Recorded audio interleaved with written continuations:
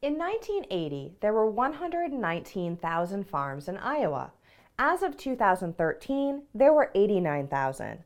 Find and interpret the average rate of change in the number of farms per year to the nearest whole number. The average rate of change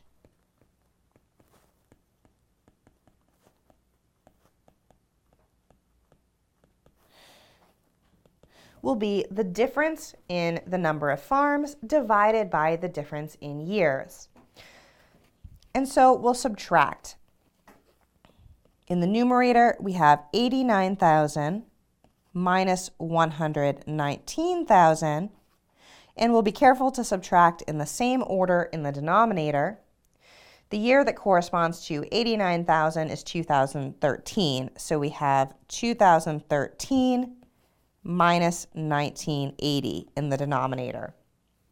Performing the subtraction, we have negative 30,000 divided by 33, which is approximately equal to negative 909. So the average rate of change was approximately negative 909 farms per year in Iowa,